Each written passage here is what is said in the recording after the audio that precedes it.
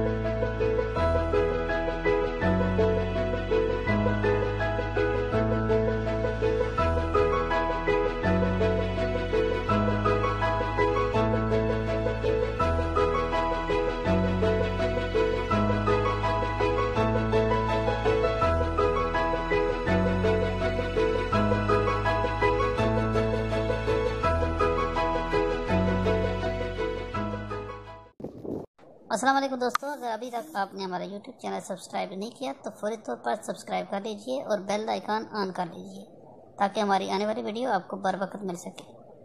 जाबा न्यूज़ सराय आलमगीर देखने का शुक्रिया।